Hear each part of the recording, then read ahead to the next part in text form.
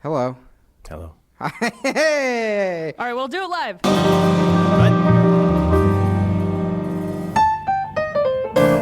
This is Do By Friday, a weekly challenge podcast with Merlin Mann, Alex Cox, and Max Temkin. This week's challenge, make a soundboard.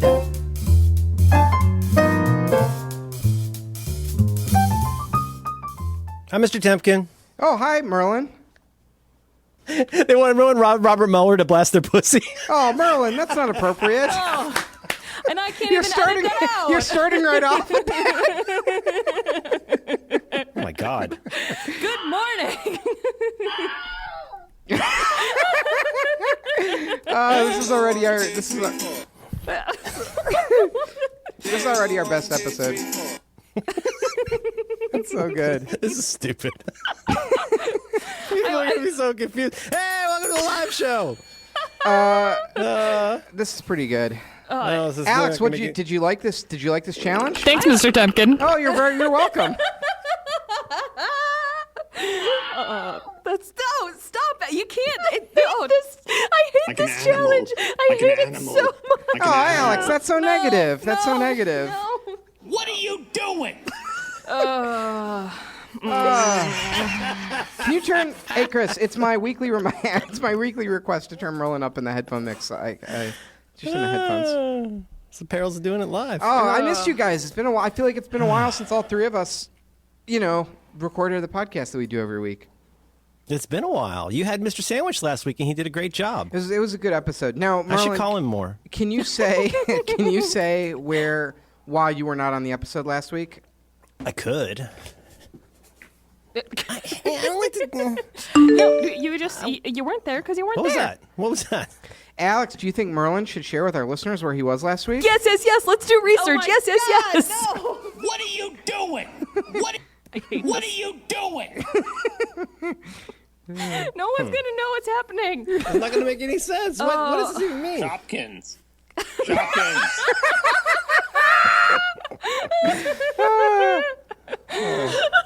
Did you? Am I hacked?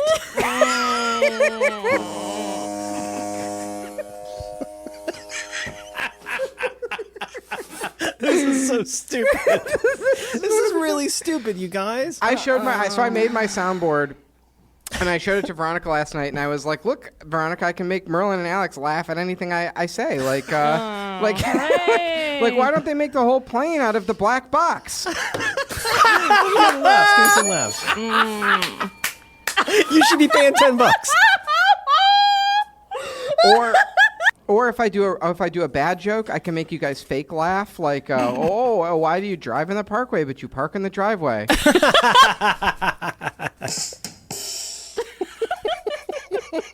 The first one is like a real laugh from something funny that happened, and then the second one is like a fake laugh that everyone does when we're tired at the end of the episode. This is really that was very humorous. Is there an audio what is there an audio term for uncanny valley, or is it still uncanny valley?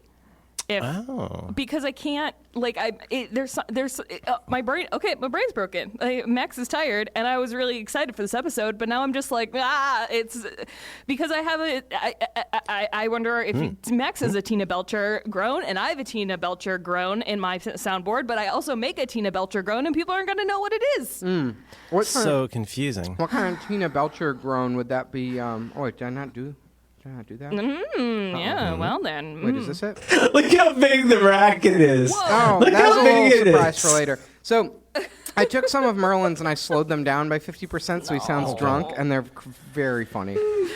This is fucking bullshit. This is bullshit. This is such bullshit. This is the after show.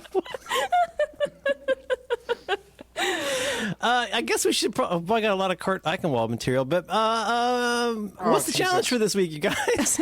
Well, the challenge this week was to use the new Rogue Amoeba app, Farrago, to create a soundboard to share with your co-hosts on Do By Friday. Alex, what'd you think of this challenge, Alex? I hate this challenge. I hate it so much. Why do you hate it? Because you had to listen to your voice. Was that? Can I still have a hand job? Merlin, what did was this the challenge you wanted to do? Can I still have a hand job? No, Merlin, that wasn't the challenge.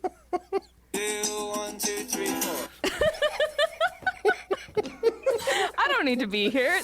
This is really stupid. This is a terrible idea. Oh, I forgot. This is something we do.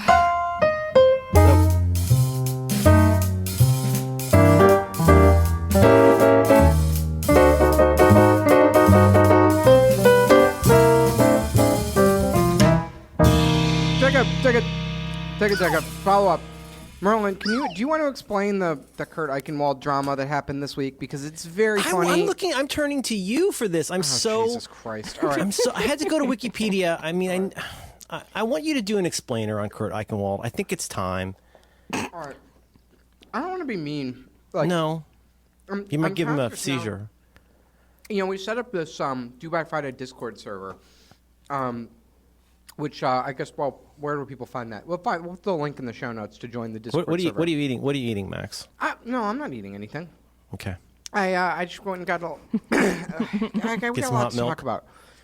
I woke up. I got up I woke up way too early, and then I was like, I'll go back to sleep for a half hour, and then so I woke up at 7, and I was like, I'll go back to sleep for a half hour and wake up at 7:30 or 8, and then the next thing I knew, it was 10:15 a.m. and I had to scramble to get ready and get all my shit together and come in for the podcast. You had stressful bonus sleep. I hate the stressful bonus sleep. So my brain feels overinflated. It feels like it's taut. And I haven't had time to eat or have coffee or nothing. And there were just a bunch of kids running around the coffee shop. It says must be spring break. Yeah. And it was a total fucking disaster in the coffee shop. And I was in a bad mood, so I listened to instead of having coffee, I listened to "Dry the Rain" by the Beta Band 3 times in the car. Oh, nice. And That's a mellow song. I thought maybe that would do it. Give me a little positive energy. But I really do need to eat this food and drink this coffee. Anyway. We're pretty deep in the stack here, but are you tired because you were up late doing conference things? Why are you tired? Conference things. No. That's why I'm tired. I don't know. You guys talk about all this stuff that you're doing. I don't know what the fuck you're talking about. I don't know where you are. I don't know why you do these things, but you're always talking about things that you're doing and signs that you're buying. You're always doing things. I don't know what you actually do. So I'm asking, were you up late last night? Were you doing a talk? What happened? What was I doing last night? Well, I've been watching the documentary. I think I can't remember what it's called, Wild Wild West or what is it called? Wild Country. Wild Country, yes. That's a hell of a thing. Yeah, we got to get into that at some point because I do have this idea that, so we've got this Discord going, right? Mm-hmm. We've got the whole Do by Friday sort of fan community, and they're in there. I don't know what they're doing. They're talking about other podcasts or something. But it did make me think, we've been, pretty forward thinking with this sort of business model of the podcast and, the offering that we make to our audience. And, I was thinking, what if we did get some land in Oregon, and we were like, hey, guys, you could, for the low price of giving up your lives, giving us all your savings. I mean, some people are already doing You could that. come. Yeah, we'll provide a wardrobe that you pay for. Mm-hmm. At a store. We could take 40 people. I mean, you know what I mean? We could take a town. We could take them down. Because here's the thing: is that it's like you get 2 dogs, they walk themselves. It's like they're going to build their own houses. Oh, you got to have 2 kids so they hit each other. Now here's what I'm thinking is that. Now here's what I'm thinking is they'll come to. Why do they come? Okay, why do they come? It's because they can sit at my feet and meditate. Okay. And they're going to burst into tears every time they see you. And then Alex, stop talking for a while. Because they'll know that when I gaze upon them, there's kindness in my eyes. No. And Alex can be my sort of murderous secretary. Oh my God, Alex, you could be the Sela in this, and he's always touching your forehead, and you're crying while you sit at his feet. That would be so cute. But I'm thinking Alex is kind of the secretary who does all the work. Yeah, that's the Sela. Yeah. Oh yeah, right, exactly. And she actually is wearing the kind of the sort of orange checkered shirt that is part of the uniform today. And Merlin, I'm thinking you could be on public bathroom duty. Oh, I would start on public bathroom duty. Me and Roger come all the way from Australia. I'm thinking I want to become like that lawyer who has the peace pipe on his wall. I want to become like that guy. I want to get a beard. Why is that? I feel like every cult documentary I watch has some poor woman who's scrubbing the barnacles off L. Ron Hubbard's cruise ship, or cleaning the Zenyasin, porta potties. What is up with that? It's almost like they're targeting vulnerable women who will do anything. I don't know. Serious question. If we were to have a cult, what would the uniform be? Because I have very strong opinions. Oh, well, I think it's pretty clear they need to dress like you two dress. You two already dress like each other. It would be like a pair of like blue jeans. Here's the thing with blue jeans too, for our cult. You got to buy them new. Don't buy that pre-distressed Oh, no. nonsense. You buy them new, you earn what's that. the deal with cutting up your knees on new jeans? I don't like that at all. You get a check shirt like Alex has. You roll up your sleeves a little bit, like in all her videos. Makes you look tough. This is odd. Is it rolled? Oh, it is rolled up a little bit. God. It is. No, Alex is a Alex roller. has got. I see it in all her videos. I saw her. Oh, she's getting real worried about a sticker on her keyboard. Put that on the internet. Wait, what? Alex has got. Alex has got. Alex has got one. Alex has an excellent sleeve roll. It's not one of these weird. It's not one of these weird. You know, I can't think of any. What's the Apple guy who with the white hair who rolls his sleeve? Craig Federighi. It's not a Craig Federighi roll where he sort of lazily does the sleeve, just the wrist, and like flops it over like one. Oh, he does like a flop scrunch. No flop scrunch. Alex has got a tight roll. You could put a pack of cigarettes in there. You can open an envelope on those things. That's the look you're going for. But also I have problems with clashing reds. I mean, it's very troubling to me that they have combinations of like burgundy and orange and like, oh, we just want something roughly from this color group and the pants don't need to match while you're walking around Oregon. I don't like that at all. I think we need something much more rigid. I would like a Mack Weldon shirt for my role as an attorney. Well, you don't need to. No. You don't need to wash that. It's got the silver threads baked right into it. That's right. That's It's the a undergarments. better way to dress. I think it's a poly cotton blend with silver underpants and then non-distressed jeans, because for some reason you sound upset about that like it's 1998 and I'm nobody have you ever seen a youth wearing distressed jeans? It's not a thing anymore. Oh, well, no, what I'm talking about is everybody's, I got holes in my pants because I've been wearing these for 6 years.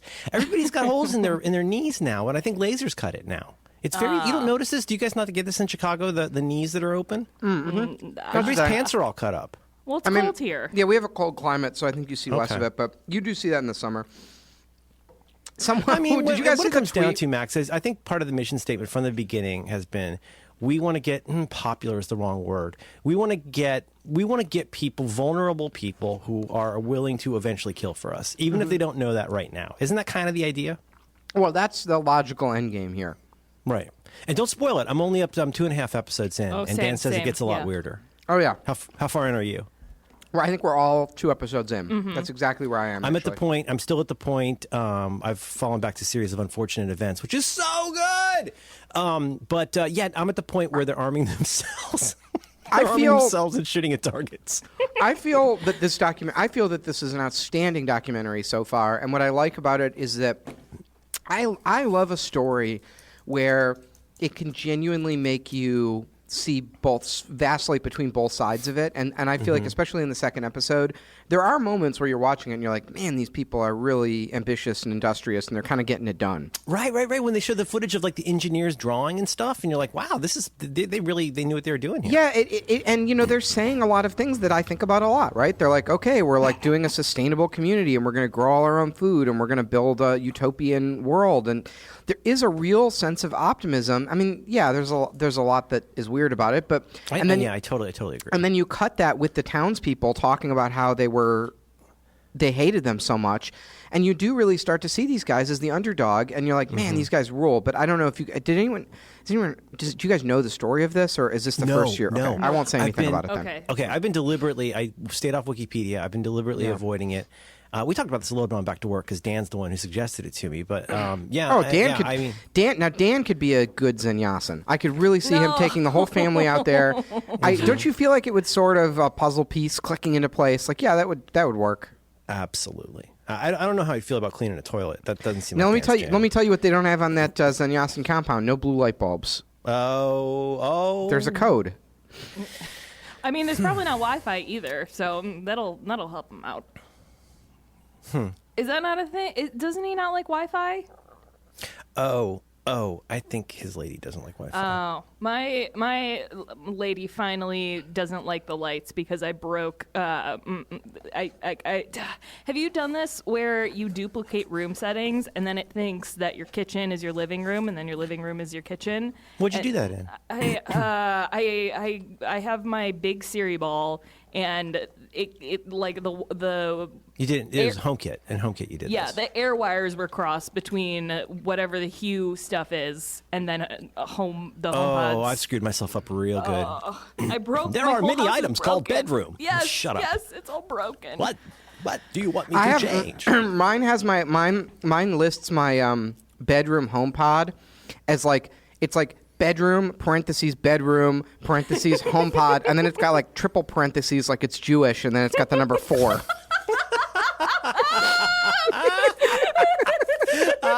No.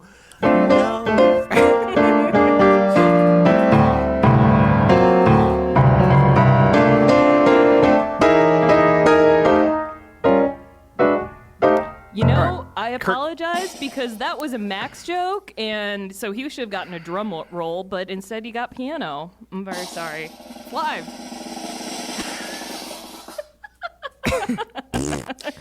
All right, Kurt Eichenwald. I was showing my daughter how I could do this to be like an NPR host, where you go like, hello, my name is Robert Siegel. This is All Things Considered. And then you can have it fade out. Oh, is that the default Farrago? Is that the default, the Farrago like presets? Farrago's got, when you got the inspector open, you can tell it to fade out, which is really cool. Yes, I love this. Okay, It's a good ass app. It really is. I kept thinking, oh wow, this is pretty much perfect. Like every time I was like, oh, I wish I had this, or I wish it had this. I was like, oh, it's right there. Like changing. And it's so promiscuous about accepting every single thing I dropped in here. It had no problem accommodating. Oh yeah, I did some. I had a bunch weird... of different formats, and it was fine taking any of them. Also, sample set, so good, man. That. Oh yeah. All right, Kurt Eichenwald. So. Okay. Let me. I want to do a little fact check before, because he does have a funny superhero origin story. He wrote something called The Informant that got turned into a film. Oh, he did. Now, okay. So the first that most people became aware of Kurt Eichenwald was maybe he's a writer and reporter, and he's one of these like sort of hyperbolic Twitter personalities. And he's got this large head avatar. He's got a big head avatar, and he posts sort of like hyperbolic, like not quite Sarah Kendzior, but very over the top sort of Trump. Like he views himself as like like he's Obi-Wan Kenobi and Trump is Darth Maul, and the Battle of the Fates is playing, and they're both going at each other with the lightsabers, and he has to summon all of his Force energy to just keep Darth Maul at bay, right? He imagines it as this very intense duel of the minds it's like between the two of them. versus AM Joy anime battle. Is that a thing you just made up, or no? You know that's where real? it's from. Yes, I know. Right, yes. All right, so... Where they had this baseball crank as pointed out by Chapo. Baseball crank and AM Joy had this Twitter battle that sounded like dialogue from an anime. You will not defeat my fireball. It's so fucking funny. I forgot about that. I do not listen to people like you. I pay no attention. It sounded. They had a war of the words that sounded like it was ran through translate from Japanese back and forth a few times. Right. Yeah. Well, so Kurt Eichenwald. Now, I first became aware of him back in, I believe, in 2007, 2008, when he did a sort of expose for Time Magazine about buying child pornography, wherein he bought child pornography. Spoilers. And it created quite a controversy, because I believe he spent like Time Magazine's money on the child pornography. And then he sort of became this somewhat popular anti-Trump personality on Twitter, and there's been a couple of funny things with him. I mean, the first funny thing was that one time he posted like a screenshot of something on his browser, but he left the section where you can see the tabs in, and he was looking up like tentacle porn in one of the tabs. No! This is how I became aware of him. I mean, this is certainly how one of us is going to go down. We're going to be taking down my Twitter because we'll accidentally post something in some tab online. Oh, kitty cat's so sweet. Oh my God, it's Max's balls! Live photo. You bitch. So he live photoed himself pretty bad, and then Then he played it off legit. What he should have said was, "Yeah, that's my thing. I love looking at tentacle porn." Sorry, that is what Joshua Marshall did when he was caught when he posted a tab of him looking at some sort of porn video, right? Yeah. Or no, he posted a porn link on Twitter or something, and he was like, did. "Yep, sorry guys, I was looking at that porn. My bad. Shouldn't happen." His poor porny on me. and everyone had a couple of jokes, and then they moved on. But what Kurt said was, instead of saying like, "Yep, sorry guys, that was the thing I was looking at when I posted that. Should have not made that mistake." Instead, what he said was, "My family was having an argument about whether tentacle porn existed or not, and so I pulled that tab up to prove to them that it did exist." So it was purely for, much like when he bought the child pornography, it was purely for research purposes. That's journalism. Of course. Mm-hmm. Yeah, Family journalism. Now, I'll say, as someone who has lots of weird shit open in their browser for the purposes of comedy writing Cards Against Humanity all the time, I mean, my browser history is fucking insane when we do these Cards Writers Retreats, because you're just, you're really going down some rat holes. And I mean, in comedy, it's important to be precise. yeah. No, seriously, like if you're going to make a joke about something, make the right joke. Nothing is worse than John Siracusa frequently makes fun of me for like not making fun of him right. Like if you're gonna make a joke about something, you need to know, is this a zentai or a hentai or a what? Like you've got to get the right word for it. I mean, it is this is a running joke in the Cards Writers Room of sometimes you have in one tab you have the Denny's brunch menu open, and in the next tab you have all the categories on Pornhub, and you're tabbing between them, going like, how do I execute this? Which Grand Slam do I mean? Yeah. Exactly. And then sometimes you'll go like, guys, I just looked at the tabs open on my browser and it's fucking insane right now. Like I could be committed for the tabs that are open right now. So I mean, it's not. Okay, man? It is not. It's not impossible that that's what happened to Kurt Eichenwald. I don't want to say that it's impossible, but that is not. Let me just say, like, word of advice to anyone who finds himself in this situation: don't say that as your excuse. Just own it, right? It sounds so defensive and encourages everyone to make jokes. What you should just say is, "Yeah, sorry, I was cranking my hog to the tentacle porn. That's my bad, guys." Just own it. Like, it's embarrassing. Just say that's what happened and like let everyone move on. And it worked. Listen, it's worked for other people who found themselves in that situation. But that was anyway. The tentacle porn thing was very fucking funny. And then there was another incident that I find more politically fraught. I don't want to editorialize too much in this. There's the epilepsy thing. That's what he's well known. He's been very public about having epilepsy. That's right. And has like received an award for being like somebody who, does good stuff despite having, pretty severe epilepsy. And he's been very public about it. And then people were harassing him. Yeah, so what happened was someone sent him a tweet. Lots of people tried. Well, lots of people tweet him Holy shit. pictures of strobing It's really lights fucked up. as a kind of abuse. However, let me just say, I just want to give the facts of this. I don't want to get into a whole thing. I mean, let me just state at the top, it is wrong to send people who have epilepsy to try to send them strobing lights. Don't do that. It's wrong. Like, I would certainly block you if I saw you doing it. It is just a wrong, evil, bad thing to do that should not be tolerated in polite society. That being said, the way that Twitter works, so basically what happened was one day Kurt was into some shit, maybe over the tentacle porn. I don't remember. It was around that time. And all of a sudden, he posted a tweet that said, "This is Kurt's wife. I'm tweeting on his account. Someone sent him a strobing light, and he clicked on it, and he had a seizure. And I'm here calling you out, and then I'm gonna like call the ambulance to take him to the hospital or whatever." So it was a kind of a somewhat of a, I don't know. The whole narrative was a little suspect. A little bit of a "you done goofed" kind of moment. It was a little over. It was just a little weird. Like when the dad starts yelling at the camera about how you done goofed. You done goofed. The fuck did I do? The fuck did I do? The fuck did I do? Sorry, I needed a loop. Thank you. And the other thing that was pointed out is like, he opened, so some user called like Jew Oven 420 sent him sent him like a strobing light.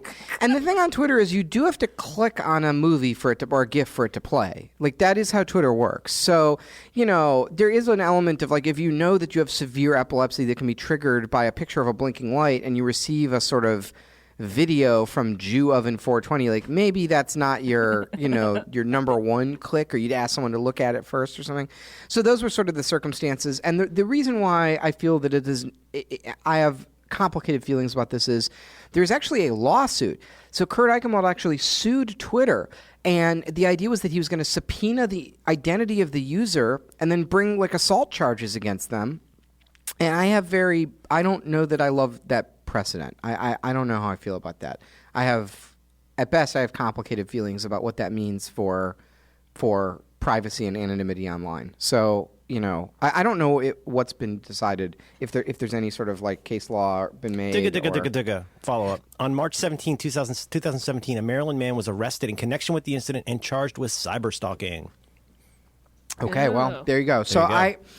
I have mixed feelings about that, and I know everyone's probably going to be mad at me about this because it sounds like I'm condoning bullying and possibly actual assault, but I don't know. I just remember that when you start taking rights away from individuals, you start taking privacy and anonymity away from individuals, it can seem like a good idea in the moment because the people who abuse those rights are usually absolute trash. I mean, they're the worst elements of society. They're Nazis and stalkers and whatever. But then you get President Trump in office, and it gets turned against us. I realize I sound like a Second Amendment person when I think this thought out loud, which is I don't think a thought I've ever thought out loud. I accept that this is the same kind of argument that people make on the gun rights side, but what I'm starting to realize this late in life is how often laws exist that are only enforced to screw with people who are not privileged. Yep. So that could be something like a speed trap that basically nobody ever gets caught for, but you might get pulled over for that, right? Because you're a black guy. And I mean, more and more, every time I hear somebody want to lean, and this is not with regard to Kurt Eichenwald, but just this larger issue of like what laws we decide to create and enforce. Increasingly, when I think about the kinds of laws that people want to pass, and I think about how that could be abused. I realize I'm late to wokeness on this, but I do really think about that a lot now. Is like, how could this be used against people, who aren't white guys? Well, I'll say, when I heard about this story, I'm like, okay, so when Gamergate was happening, like women weren't calling for like men to go to court. They're like, Twitter, like, can you just stop? This guy is posting my personal address online and saying he wants to rape and kill me. Can we just not have that happen? Pump the brakes on that a little bit. Yep. Not like that's by the way, that's an down. Absolutely justified and correct remedy. Twitter should should use every scrap of data they have on this guy to ban him and his entire network like permanently. Like just be gone, be gone with them. We're still taking our shoes off at TSA. And it's like, you are really pushing a rope with that kind of enforcement policy, knowing what you can do with the existing intel to go way beyond 80-20 on fixing that problem. And in that case, like you don't yell at every kid in the class because one kid's acting up. It's nuts. Just isolate the problem person. The left, not the left, liberalism is pretty bad at dealing with this kind of thought technology, and it's a constant source of frustration for me. I'll give just one quick example of like I am a lifelong ACLU supporter. I became involved with the ACLU and really fell in love with them during the Bush administration because I don't know if people remember, but in the sort of lead up to the war in Iraq and the extreme sort of patriotic like marshaling that happened in this country, like there was actual like military grade suppression of free speech, and it became nearly impossible in polite society to say that you don't support the war in 2003, and it drove me insane. And the ACLU was doing very important, necessary, and unpopular work to protect the anti-war movement, which has been a billion% vindicated by history, right? Like even most of the Bush people like look back on that and we're like, yeah, it was a colossal mistake. We definitely shouldn't have done John that. Bolton. Yeah. Right. And like, so it just endeared me to the ACLU for life because nothing I'm telling you, I'm sure we have a lot of young listeners to this show who weren't around for that. They don't remember that, but I'm telling you, it was so deeply unpopular to say anything against the war in Iraq publicly in 2003. You would have been ostracized from polite society for saying it, and I drove people crazy in my school and got in trouble for being anti-war. And I know it sounds insane, but that's what it was like. Well, and at the time there was every time there's some kind of war gesture that's going to happen, you make it all about the troops, oddly enough. Right. But in this case, it was also 9/11. Right. That's right. 9/11 was still fresh in people's minds, and they were able to make this big linkage between the feelings that we had they were able to take the feelings we had, the vulnerability and just tragic sadness of what happened at 9/11, and really the feeling of getting caught with our pants down, let's be honest. Yep. And then pivot that into this idea that, like, well, we're I'm searching for my keys because the light's better here. Like, what, really? You've got like nuclear stuff in tubes? Like, really? Is that really what's happening? And everybody's like, it was considered very counter-revolutionary to say anything against that. It felt like you were saying basically, I heart Osama bin Laden. If you were to say anything about maybe going into Iraq, I personally hate the troops was how it was taken. But anyway, I not only hate the troops, I want them to be hurt. That's what it sounded like. This is a somewhat self-indulgent question, but I'm wondering, Merlin, you also grew up in the Midwest. OPSEC. But was there a moment where you realized, like, oh, I'm a liberal. I guess I disagree with all of these people who are surrounding me, because I'm surprised to hear Max say this, because you grew up in a very liberal household. But it was liberals who packaged, sold, and supported the war in Iraq. Yeah, but all these fucking op-ed, these New York Times, these fucking here we go. So these fucking Draculas who write for the New York Times page, and these valiant never-Trumpers. He's still eating. These never-Trump cucks. They were all packaged up the war in Iraq, and they were like, "Listen, now I'm a Democrat, but we just have to go get this guy Saddam Hussein. He's killing Iraqis in the desert. He's worse than Hitler. This is just like World War II. Remember 9/11? And I respect the troops. We fucking nominated John fucking Kerry for president because he was a troop. He was a troop respecter." Thank you to our first responders. All right. Yeah. I gotta start popping some things off the stack here. All right. War in Iraq, unpopular. I became a supporter of the ACLU, and then we had 8 good years, relatively good years under Obama. And the ACLU become very unpopular on the left, because what does the ACLU do? They protect the rights of the minority opinion to say their opinion. Let me just specify this. They're the ones who defend Klansmen. But they protect the rights of the minority from government interference. Twitter's not the government. I'm not the government. It's from government interference. The ACLU's position is that the government should not decide what speech people do or do not do. So that means that when a bunch of Nazis want to protest in Charlottesville and the government says you are not allowed to march, the ACLU defends them the same as they would defend any group, because that's a belief that we have in America, that no matter how bad someone's views are, that they should be able to peacefully say them out loud, because that is how you protect minority rights. That is at this point, a 200-year-old thought technology in this country that has made this country, it's worked thus far, at least, to have, a balance of power and a democratic government that is pretty stable from like a world historical point of view. So that's what I like about the ACLU, and the left is the liberals are very bad, because as soon as we get any power, we're like, yeah, we should probably start suppressing the minority speech that we don't agree with. Like, it sucks. Like, the ACLU was deeply unpopular with liberals during the Obama administration, and now, of course, they're cool again because they're fighting Trump. But the FBI. Do you think it's weird because they came out afterwards? What the fuck are we talking about? We're Kurt Eichenwald. Kurt Eichenwald.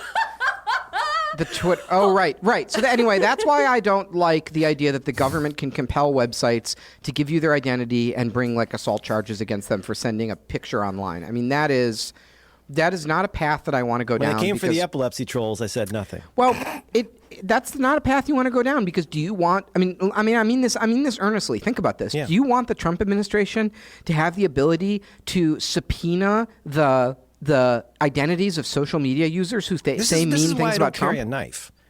Because I understand that if I carried a knife and somebody started menacing me, I'd pull out the knife and they'd take it away from me and stab me. And that's what you need to consider. Are you really, are you the only person who's going to be able to utilize that weapon that you're encouraging there? Because anytime you create a weapon, you create something that pretty much anybody can use. There's not that many, I mean, what are you going to do? You're going to put a fingerprint sensor on your knife? And in that case, that is a very sharp instrument that you are creating. This is why I feel so weird when any government official wins a Nobel Peace Prize. Even Obama. Like, how did you feel about that, Matt? I would like.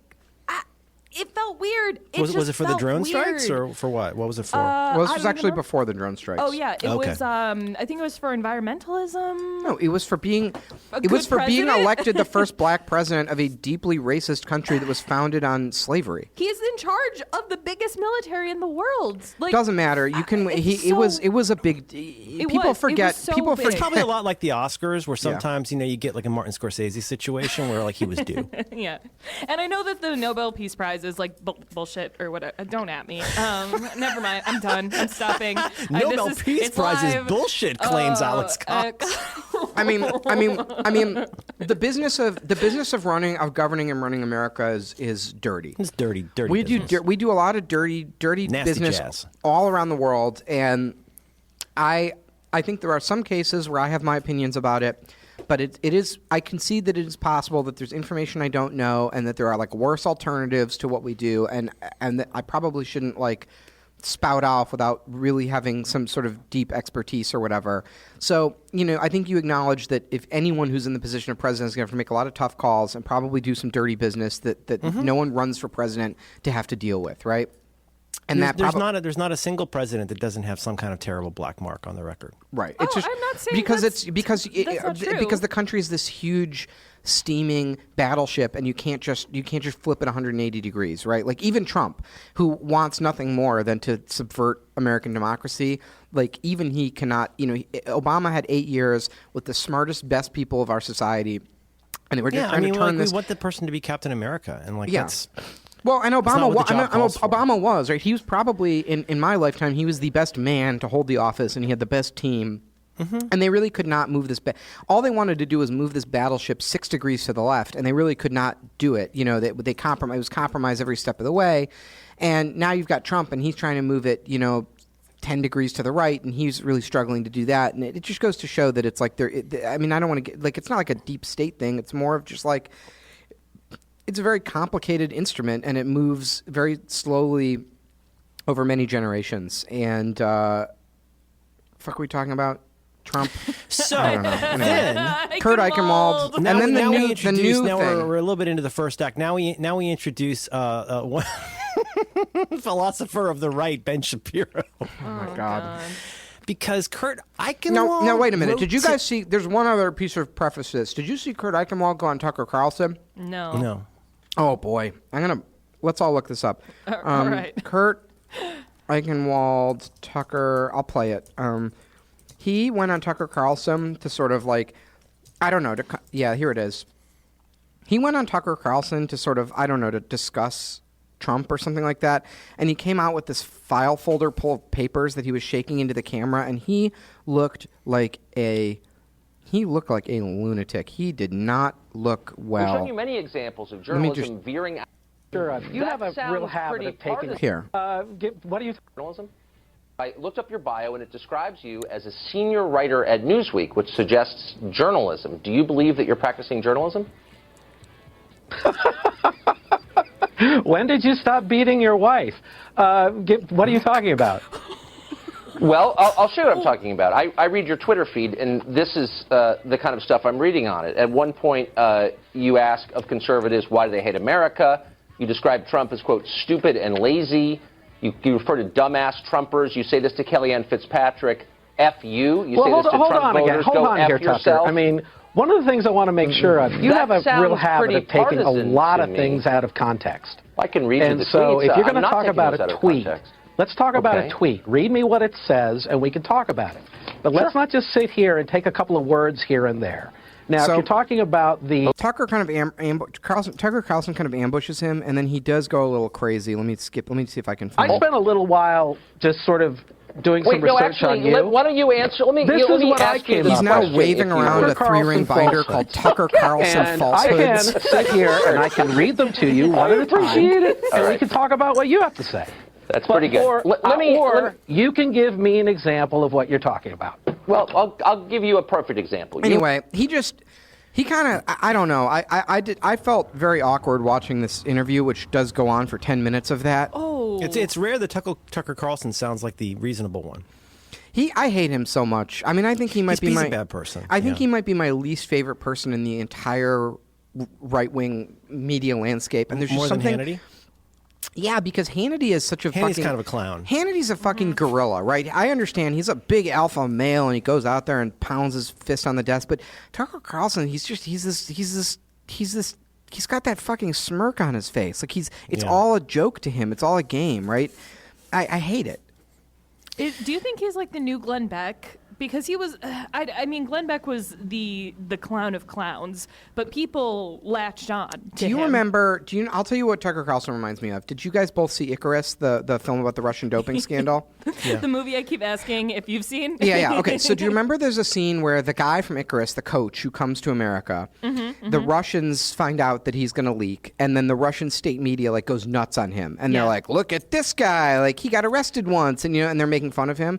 And there's that, you see the footage of these anchors, and they're sort of, it has all the trappings of a news set. They're like a man and a woman in like suits, and they're on this fancy background, but they're just like laughing at this guy and making personal attacks on him, and you're like, this is fucking state propaganda. This is fucking wild, right? Like they're just defending this egregious crime by the Kremlin, and they're laughing at this guy and ruining his reputation. That's Tucker Carlson to me. It's like it's like worse than Hannity, because Hannity, at least you believe that he has a tiny brain and he's angry and maybe some sort of pituitary issue, and he's enraged. Yeah. Oh, I wonder what do you think he does for fun? Hannity? He probably golfs and shoots like all of these. I know, but you said it's like tiny brain, and I think he really believes it, and I don't know. Like I wonder, like Glenn Beck is clearly he seems like a sports fan. fan. I mean, he seems like somebody who's like going to love the Yankees no matter what. If you look at him as a sports fan, he makes a lot more sense. No, I mean, I'm not trying to be glib. It's just that he's really excited because he gets to meet Derek Jeter or whatever, and like that's his deal. His deal is he's the Yankees guy.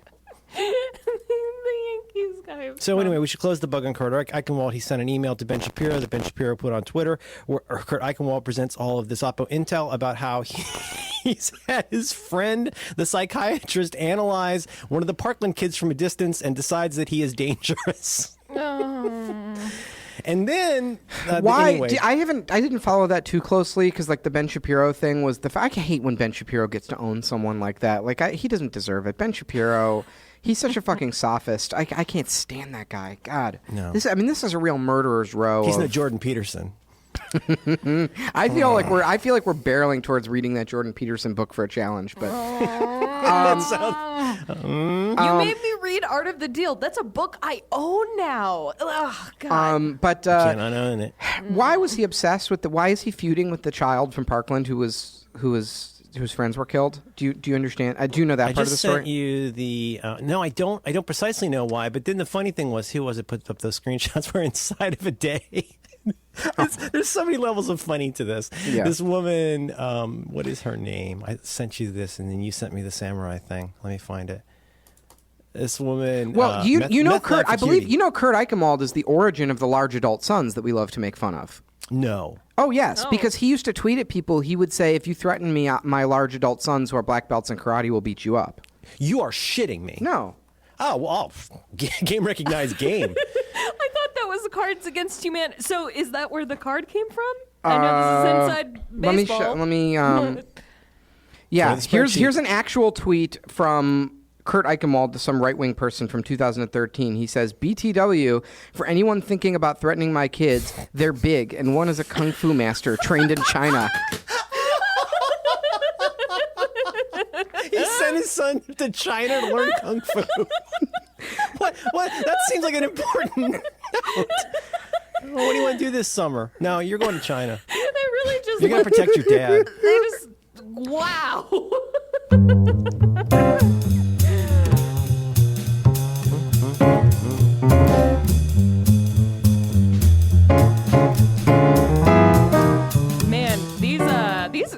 feel really long when we're not when I'm not. Here's editing. Here's another one. He goes, this is from 2012. My son is an international gold medalist black belt in Kung Fu. He's built like a Marine. He can take down an untrained guy 2x his size, 2 out of 4. He's like a 12-foot tall person. Is this just the Kirk Eichenwald show? Like, you gotta have something else, right, Max? More than this? More than this? I don't know. Oh, you mean more Kurt Eichenwald is what you want? Oh, do you? I did have a tweet. I found a tweet that I wanted to share with you guys. This is from, do you guys know those like fact accounts on Twitter where it's like cool facts or like, I love science, and it's all it's like predominantly made up bullshit. Mm-hmm. Yes, it's like today in history pictures that are made up. Yeah, this is an account called Quite Interesting, and I just saw this, and I don't know, what do they have? They have a million followers or something. God, this is the Snapple caps of Twitter. Jeez. Yeah, it is. Wait, Quite Interesting is that's QI. That's that BBC show. It is. Is it? It's Wikipedia. I don't. Oh, Quite Interesting facts from the team behind the BBC TV show QI. Oh, maybe this is real. I listen to their podcast every week. I don't know. Maybe this is real. Well, anyway, okay. Tell me what it is. Here was a tweet from that they made in late March that I just wanted to share this knowledge with you guys. It just says, fighter pilots in stressful situations release such large amounts of hormones that they may ejaculate. Huh. You know what? Right in I their feel little like suit. they deserve it. I feel like one day we'll be doing this podcast. And we'll, one of us will really pop off on one of those patented rants. Nope.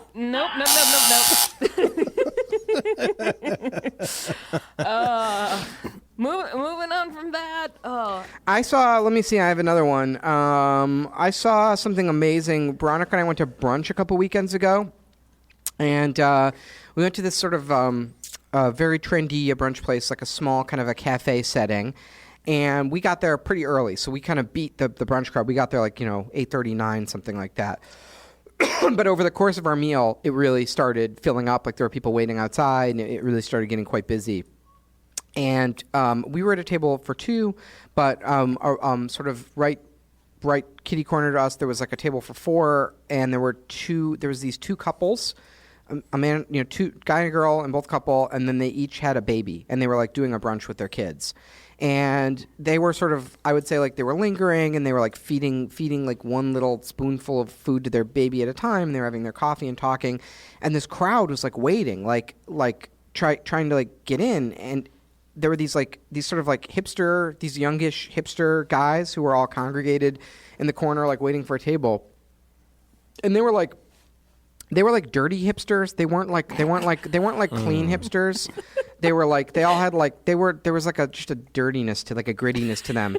And one of these hipsters walked up to the table of the 2 couples with the babies and said, "Excuse me, could we have your table? We're waiting for brunch." Whoa. Are you guys almost done? I've never actually seen that happen in my life outside of the Seinfeld episode where they're in the Chinese restaurant. Oh, right. My God.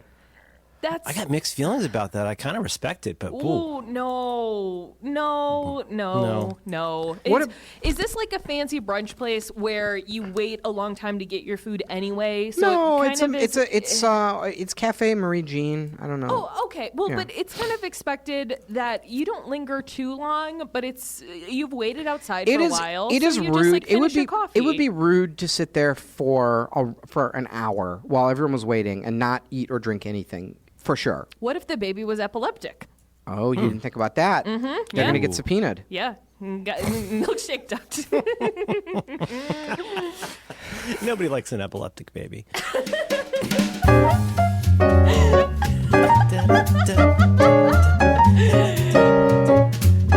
I use this one before? No. This is my favorite. Like an animal. Wait, what was the one you were looking at from me? Oh, did you find Splatter? I still haven't found the splatter. It's in the Dude Wipes. It's in regard to Dude Wipes, but it's from a very early episode. I thought it was in the Amazon challenge, but I haven't found a good splatter for you. Splatter. I even. But it's like splatter. It's exasperated. Like you're turning it over in your mind, and you're like, it's just splatter. Now I want to hear it it because it was such a Max. It was such a throwaway, and now I want to hear it because you fixated on it. I'm fixated on it. Max. Max. What? You done goofed. You fucker.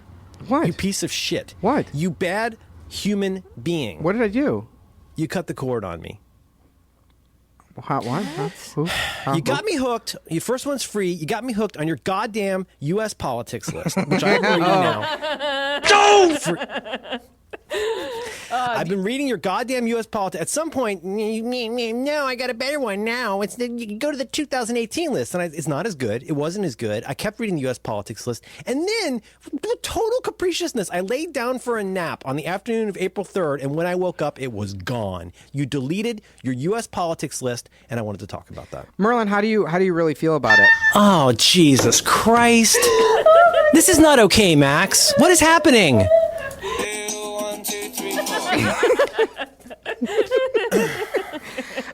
Okay, well, let me just say, so I made the 2016 list as part of my process of following it was sort of a professional obligation, and I made it as part of my process of following the news during the Clinton campaign in 2016. Mm-hmm. And didn't you sort of make pains to try and get multiple kinds of voices on there? Well, no, not out of any respect for hearing alternative But you wanted to know viewpoints. what was going on the crazy right as well, right? That was it. It was all I needed was I just needed to know in any moment, if something happened, if there was some sort of, it was very hard in that campaign to know what was important and what wasn't, and. Now I actually recognize, looking back on it, part of the reason that everyone's instincts were so fried and it was so erratic and weird was you did have the influence of all of these Russian bot accounts that were just putting their finger on the scale a little bit on these social media algorithms so that certain news stories got trended and other ones did not. Right. So even if people weren't, the thing is they added enough tinder to this fraught situation that then real people would run with it. Yeah, you know what I'm saying? Even if you were still being affected by bots, even if you weren't thinking that you were being, your thoughts were being affected by what felt like a groundswell of support from this side, and then that became real people thinking that. That's exactly it. So I feel that I have good instincts in terms of I can wake up every morning and I look at the news and I can point to the stories and be like, okay, I need to care about that, don't need to care about that. This will be in the news cycle. Newspapers are going to run with that. This will need a response to. You get it's like triage, right? It's like, okay, yellow tag, green tag, red tag, go to the morgue. You wake up, you look at the news, you make your calls, and at this point I've been doing it for enough years that I have. Not the best in the business, but I have some instinct, right? I guess this is how sports people feel, right? About you make your bracket for the NAACP, and you think that you have pretty good instincts about it, and then all of a sudden Loyola's in there, and you're like, well, I didn't have that on my bracket. So that's how the election was, and it's because a lot of the way that news gets picked now is either that it becomes a Twitter moment or people see it because it's trending, and it can trend because bot networks are putting their finger on the scale, or the other thing is idiot newsrooms, the editors sit around and they go, what is being shared on social media, we'll write about that. So they're chasing, they're running behind the crowd going, everyone follow me, Mm-hmm. So that's what was throwing it off in retrospect. But anyway, I made this Twitter list as an attempt to be like, I just want the fire hose. I just need to know what people are saying. So I put on every reporter who was embedded with either campaign, including a bunch of fucking numbnuts who got stuck riding the bus for the Clinton campaign, who they're not smart, they don't have any insight, they're not good writers, they're not people who I care about what they think. I just needed to know what their take was to help calibrate my math of is this story going to stick or not, right? And then I had all these right-wing people for the same reason. Then there were just a bunch of nudniks in there who, like the Kurt Eichenwald types, where it's you just gotta know what this guy's gonna. You just have to know what people are chattering about, and it's not that they have any value or that I care what they think or that they're relevant in any way. It's just calibrating what to care about that day. Mm-hmm. So that was the point of that list, and so part of it was that you could jump in at any point. Correct. And see what was hot and happening at that moment. And I'll give you the example that which is very much. There are certain people on your list we're going to get to this. Yeah. Certain people on our list who do a lot of promotion and retweeting over and over and over, or they'll just say, like, here's a thing that just happened. And like 20 people will all say, this is a thing that just happened. Right. So you get a quick sense of like, oh, this is what's happening. So, okay, so I made this list for myself, and like, let me give you the straw that broke the camel's back here of like what the reason that I deleted it was one of the accounts I had put a bunch of, do you know Anon? You guys know like the, like, I guess it was 4chan back in the day, but they're like the, you know, anonymous, right? I blocked so many of your InfoSec people like within the first week. I just couldn't handle it. Okay, well, just so much of like, no, you're the one who is pwned. You can't fight my fireball. You had some slash B people on there. But because they fucking suck. But so here was the thing: was there's these Anon news sources where these people get their news, and it's a mix of conspiracy theories and conflict news and breaking news and things like that. It's like their own version of QAnon. It's like their own. Oh, here it comes. This is it. This is what we've been waiting for. Get ready. The big drop's coming. I'll say during the election, those Anon groups were wired into the WikiLeaks and the leaks, the Podesta leaks and the WikiLeaks stuff way better than the mainstream news. So that's what I said of like, I put that on there just for me because I wanted to know which of these dumps that was happening left and right was going to make the radar. And one of the little diagnostic tools was like, all right, what are the Anon news sources posting about, right? Like when they went nuts on Pizzagate, I was like, okay, I got to learn what Pizzagate is now, right? Like it was a little barometer for myself. But then what happened was, because we talked about it in this podcast, a lot of people started following my political Twitter list, and I just left like over 1,000. As recently as like last week, there were over 1,000 people. Yes, and I moved on myself, right? Like as soon as the election was over, I stopped reading it because it was absolutely intolerable, and I moved on and I made myself what I now call the 2018 politics list, and it's a different combination of people. I have Capitol Hill reporters, I have Supreme Court reporters, I have constitutional law experts. And I took out. I do not need. It's definitely a lot brainier and a lot less noisy. Yeah, I don't need anonymous. I don't need the alt-right. Like I do not care what they think. I don't want to see their bad takes and opinions. I don't care about provocation. I don't care about the hot take culture because that is not outside of a campaign season. That's not how politics works. I just want the information of the day to just sort of. It's a different use case, right? So I built this new list. And then after, I think it was during the YouTube shooting, I got some DMs from people who were like, hey, I read your U.S. politics list for news. And my first thing was like, uh-oh, that's no good. And they were like, you should know that you have a lot of accounts on here, like mainly the sort of anonymous accounts and some of the right-wing accounts that are posting false shooters. Like they're saying like my friend Anita was the YouTube shooter. And I'm pretty sure, I haven't spoken to her about it, but I'm pretty sure Anita was not the YouTube shooter. And it bothered me that I had created this thing. It hadn't occurred to me because like there's so many of those people. Like I'm sorry to interrupt you, but like one thing with the Twitter list that is frustrating, and I wish they would fix or change. First of all, you can't clone a list. A long time ago, I would have cloned your list and taken off all the people I don't. I love Malcolm Nance, but man, that guy's getting pretty deep into conspiracy theories that I just don't need to hear about. Like I don't need to hear that. Like all the Anon people. So I blocked.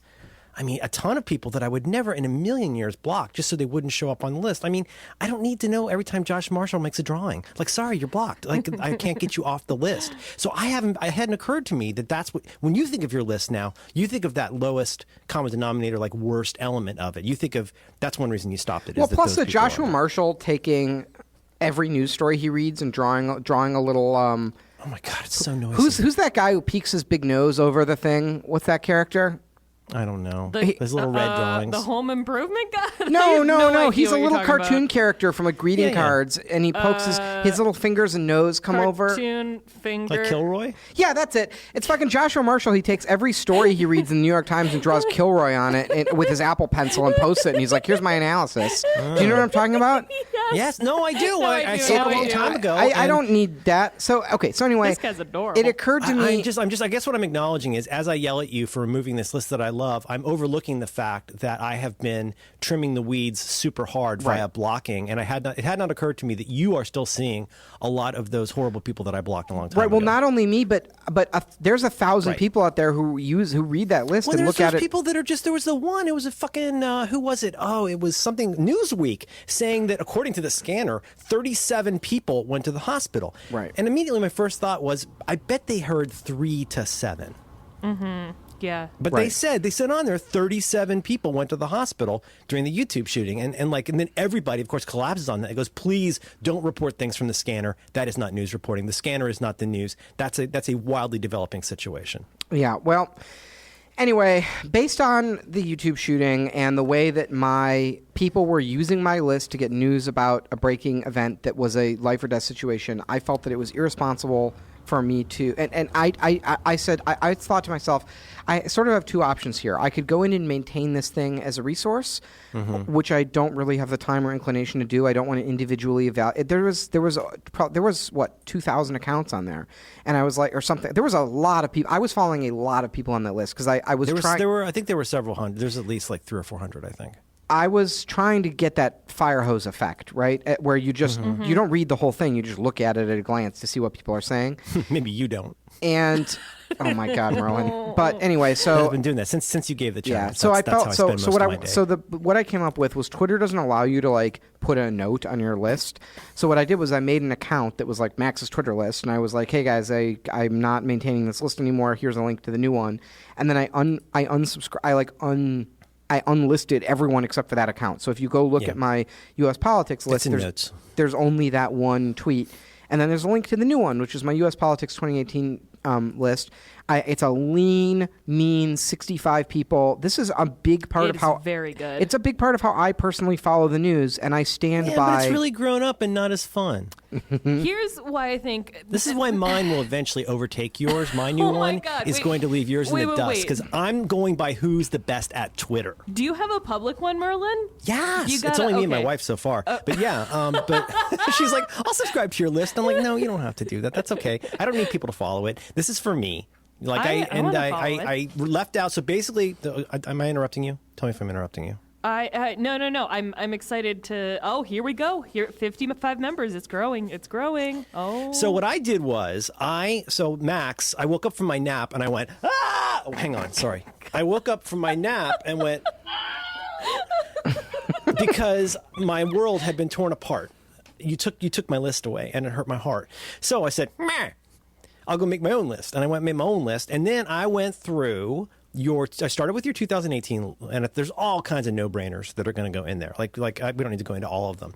But I was looking for the people whose Twitter presence, not so much maybe their news gathering stuff, but Haley Bird, she's got a high signal to noise ratio, but I think she's delightful. I love her love of dogs. She's on the list. She stays on the list. Baseball Crank, not on the list. What's his name? Who's the guy? Eric Geller and Dave, is his name Itzkoff? Where they're always trolling each other about sci-fi things, and it always makes my day. Like, they're definitely on the list. So I've been going by like people who I found on your list that delight me because of the way they use Twitter. So mine, I'm calling it political Twitter. I hate that people are going to see that I added them to a list called political Twitter because I hate when somebody adds me to a list. But there used to be a way to turn that off where you couldn't get added to lists, but I can't figure out how to do that anymore. But anyway, so that's what I've done. I wanted something that recreated the happiest moments of me looking at that list. And, minimizing the people who, like the Judd Legums, who we talked about this before, but my dude fucking has 6 toots for every article he does. And it's just like, that's just too much. Like, no matter how good you are. Daniel didn't make the cut. He may come back later. But that's how I did. I just wanted mine to be fun. It's astounding to me that you somehow made a list to try to follow that involves politics, and you don't have Daniel on there, who's probably one of the best. I learned more stuff from following him on Twitter. He's one of the best aggregators and sources and analysts of on the entire Twitter ecosystem. All right, I'll add him in. It's just crazy. It's just crazy to me. It's like, I don't know how you're getting the news. Like, I would not understand the news as well if I did not. He's from Chicago. That's why you like him. If I didn't follow him. Chicago. The way you say pause. What? Anyways, I have really mixed feelings about this. It's been a real roller coaster ride for me since you introduced me to this. And you remember my resistance. I think you know what? I think we have a lost episode. Yeah. From the days before we were releasing episodes. I think one of our earliest sad episodes we didn't release because we were sad was about the politics list. And it was a terrible episode. But before we returned to that many months later in the Jazz Girl episode, I believe we did a challenge to follow Max's politics list, and it was a terrible episode. And we were just too sad. We're sad anyway. That's how bad it was. But you got me hooked. But so just in terms of principles, if you want to say to somebody out there, like tell our listeners how, because you're a good curator of things, as we've seen from your wonderful YouTube lists, Max. If you were going to give people advice on how to start their own list about this kind of stuff, what kind of considerations should they make? Yeah, so first of all, I actually do think that everyone should start their own list of like news sources on Twitter and just have it be different than your feed, because your feed should be, this is my take, but I think that your feed should be like people that you know, in no brands, no companies. It should only be individual people, usually just using their own name, who you know in real life and you care what they have to say. And the correct number of people to follow on Twitter is around 200 to 300. That's your happy spot. I would love to get it. I'm at 600 now. I think 100 would be perfect. Yeah. I'm up to 800, and I need to. I would love to see what it is if you include mutes. It would be so funny to see if you included. Oh, mutes. I'm following 800, but 150 of them are muted. So yeah. Anyhow, so that's how you use Twitter. Can I make another suggestion though? On top of that, because please. So here's a couple things I did strategically when I did this. And I agree with you. I think people should do this just as an exercise. I'll make it a public challenge. This would be fun. Go make your own list, politics, whatever you want to call it, culture. Because a lot of the folks on my list are going to be real bewildered. Like when Walter Hickey, if he sees himself on there, is going to be like, why am I on something called political Twitter? Well, he was on your list, and I came to really like him, and now I talked to him on the internet, and he seems really cool. He likes Hawkeye. So what I would say is, first of all, if there's the no-brainers, and this is not you, this is me. So like, the Maggie Habermans of this, the kinds of people that I really consider like a primary source for something that I care about. The obvious ones that like Natasha Bertrand and stuff like that, people that I just really enjoy from TV and stuff, and I want to see what they have to say. Now, when you go to Maggie Haberman's Twitter, one of the sucky things about Twitter that's annoying is how they're always telling you who else you should follow. In this instance, it's very useful. So you scroll down past a couple of her toots, and then you'll see a list, and you go through there and look for people that you think might be interesting, because they're actually pretty good at this. In that instance, they'll show you, like, especially some really good women journalists, and go and look at that and go add them, and then go look at what's recommended from them. And just doing that, you'll find 20 good people to follow. Now, here's the other thing. When you go in, you'd be surprised how many people are, guess what, already doing this. So when you go to Maggie Haberman's, you can jump in and see who she followed for the 2012 campaign. She's got a list. Like a lot of these journalists are doing exactly the same thing that we're doing. So go for whoever you find very interesting. You have a way now to go in and see who they nominally find interesting, and that's a good way to get new people. What I do, so what I would do if I was going to advise someone on how to start a Twitter, a politics list of their own to sort of follow the Trump White House, is like, go ahead and find, go on my list, right, and find 4 or 5 people. Just scroll down and sort of pick 3 or 4 or 5 people who really jump out at you as interesting voices that you're getting new information from and that you find trustworthy. And start your list by just adding those 3 or 4 people, and then watch them for a couple days and look at who they retweet and look at who they talk to in their @replies. And then totally and then start. Look at Susan Hennessey's not very high volume right now. I think she's fantastic. Follow her and watch who she retweets, and you'll see what a smart person thinks is worth sharing. That's exactly it. So and I also like looking at who they interact with, because journalists, the fun of Twitter is, and what's useful about Twitter is not only that people post things, but also that they have their @replies back and forth, and they say, I think this story. That's where you get that's where you get in some cases, the really honest and interesting commentary is people talking with each other about, I don't agree with the process of this story, or I think the source is bad, or whatever. And you're like, then you get to be a fly on the wall, and you get to be like, that's interesting. People are going to be like, why isn't Alex saying anything? It's because I agree with all of this, and it's super interesting. And I really now I'm curating my science list, and it's really fun to see the philosophers and the scientists argue, maybe perhaps about artificial intelligence and consciousness. And the Twitter app, I think, is a lot better than the website in terms of follow suggestions. If you go to Twitter Moments now and you scroll down, it's here are some other engineers that you might like. And then there's a bunch of women who work at Apple that I didn't even know. And I'm really boop, boop, boop, boop, boop. Yeah. It's weird how kind of good the Twitter app is now. Yeah, let me give you another piece of advice. This is a piece of Syracuse advice. You know how Syracuse's thing is it's so hard to meet people and meet your heroes and whatever. One thing that you can do to not be weird is don't immediately start interacting with people on Twitter just because you follow them. Like, just because you have a list of political Twitter people, do not start, like, going crazy with replies and replying to every tweet or saying LOL. You will mark yourself as a rube and a weirdo. Because flip the bozo bit. Because they get a lot of that. And listen, like, I get a lot of that. I do not like when someone new follows me and then starts replying to every tweet with, like, great point, LOL, something like that. Like, I don't You should check out my podcast. I don't need a reply about that. Like, you know what you should do is keep your powder dry, wait for the thing where you have something special that only you can add, right? And then you're like, this is my moment, and you send your considered good one joke or comment. Someone does not have do not disturb on. I don't know what that is. the little. I'll tell you what to do. Here's your the power little tip. wizard hat. I have to turn the wizard hat on. Go to system preferences. This is a very good thing that I have done. Go to system preferences. I'm in. Go to sound. Sound. Yep. And then for sound effects. Yep. Turn it all the way down. Oh, wow! You can just do that? Yeah. I just learned one yesterday that's already changed my game. I learned one from Syracuse. Did you know you can have your scroll lozenge always be on? Huh? No. So you know how scrolling disappears now, and it's really annoying. You can put the lozenge in all the time. You can have it always be on. I had no idea. I do. Listen, Mr. Syracuse. Show scroll bars Mr. Syracuse. always. Mr. Syracuse, I have a message for you, which is the tip that you share with Merlin, where you can command click on a new window and it makes the old window go away. Oh my God. Wait, is that? It's not working for me now. Yeah. Is that it? You option click and it makes the current window hide. I use that. See, it's the same thing you were talking about, Merlin. Is as soon as I look at my keyboard, I can't remember what it is. Yes. But I have been using that like a madman. It's so good. It's so good. How could I have It's been so using good. a Mac my whole life and not known about this? Right? Mr. Syracuse, I have a message for you as well. I agree with your point on Instagram that you made on the most recent reconcilable differences, and you're right. There's nothing wrong with looking at a picture and noticing things. I don't investigate what's in a picture. I just notice. I care about people's pictures, and I look at them. Excuse me, Mr. Syracuse.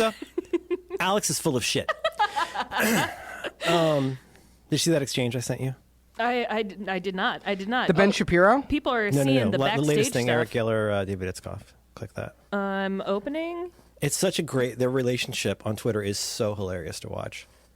Because Eric Geller is such a balls out, unapologetic, like Star Wars nerd, and Dave just needles him constantly, and it's so fucking funny. Oh, this is.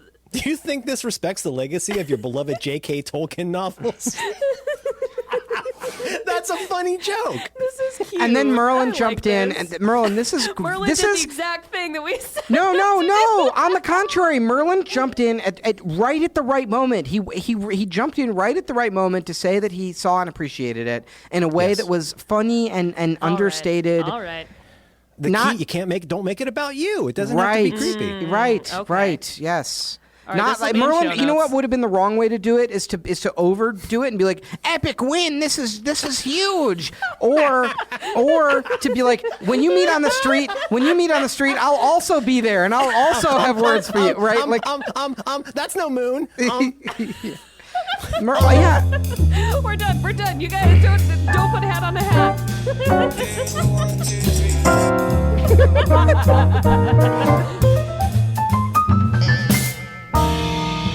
That's no moon. You should be paying $10. I'm purposely not laughing in defiance. This is like a violation of my mouth noises. I don't know. A violation of your mouth noises? What'd that mean? I don't know. What? He's co-opting its cultural it's Alex appropriation. I hate this challenge. I hate it so much. Alex, did you want to this call out culture? keep? Did you want to keep discussing the Twitter list, Alex? I want to circle back here. Okay, very mini good. challenge. Do you guys have Gmail available? Yeah. Open up Gmail. Yeah. Yes. Mini challenge. Mini challenge. challenge. Alex, Sorry. Alex, do you want to do a mini challenge? Yes. Let's do research. Yes. Mini challenge. Okay, are you in G? I don't even know what's all right. recorded and what's live anymore. I'm so confused. Go to Gmail. Yes. What's happening? What the fuck is happening? Oh my god. Search for. Am I hacked? All right. Can I still have a hand job? Oh my god. Oh my god. Okay. I need a new scoot. Oh my god. I need a new scoot. Oh my god. I love you, Daddy. Merlin, what kind of insights are you going to share with the political Twitter list today? They want Robert Mueller to blast their pussy. Oh, that's cultural appropriation. Thanks, Mr. Temkin. Oh, you're welcome, Alex. Thanks, Mr. Temkin. Oh, thank you. You don't have to keep thanking me. That's okay. Thanks, Mr. Temkin. Oh, you're welcome. I don't know. Oh my Here, maybe this will do. Hang on. This is Thanks, Mr. Temkin. Oh, you're welcome, Alex. I turned it that's down. Thanks, Mr. Temkin. Okay, Alex, it's got a little much.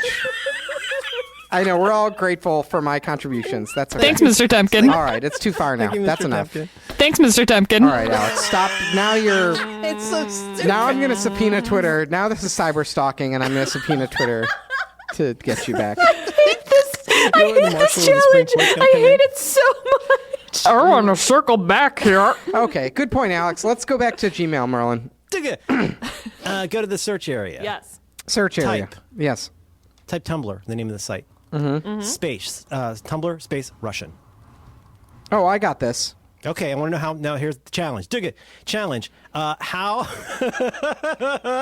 many Russian bot accounts did you accidentally interact with? Let's see. 3, 4, 5, 6, 7, 8, 9. Oh, I might win this one. How many did you have, Alex? But I don't understand what this means, like, interacted with. Like you retweeted something from one of these accounts, probably. There's a lot. Hold on, let me number these.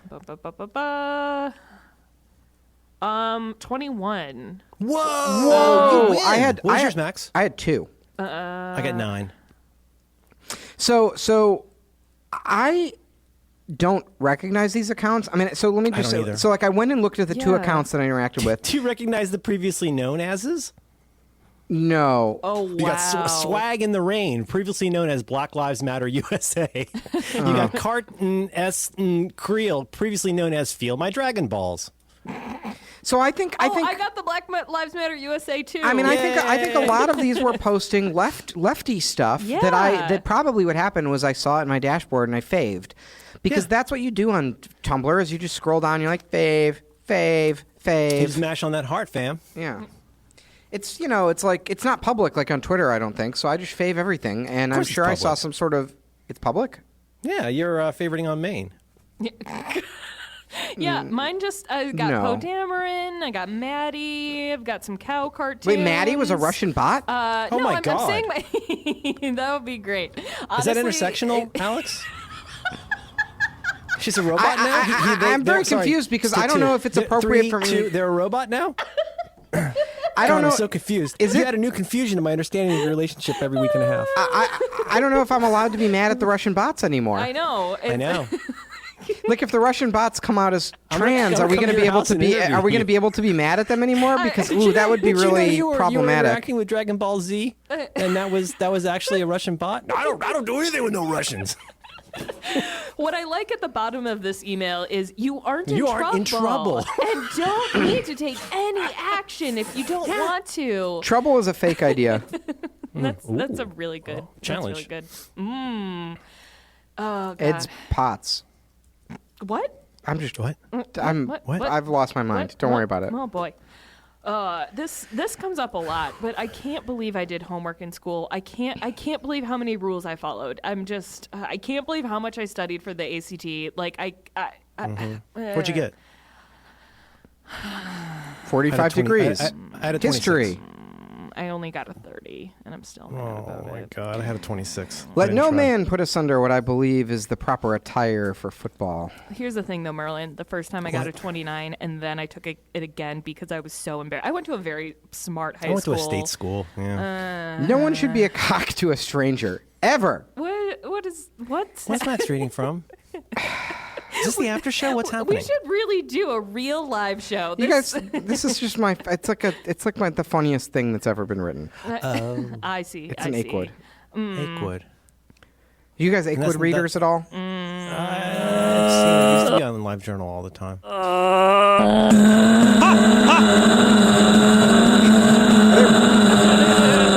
Are there bees in here? What's happening? What the fuck is happening? This is very upsetting. Oh no, my rocks! Oh my god. Oh yeah, that was the only one I did for myself. Oh no, my rocks! Oh no, my rocks! Oh, that's not the end of the show. Do it again. Okay. Oh no, my rocks. I want to circle back here. Oh no, my rocks! Oh my god. I love you, Daddy. I need a new Scoot. Look how big the racket is. Look how big it is. I love Drunk Merlin. Drunk Merlin, this was making me I can't even tell you how much this was making me laugh.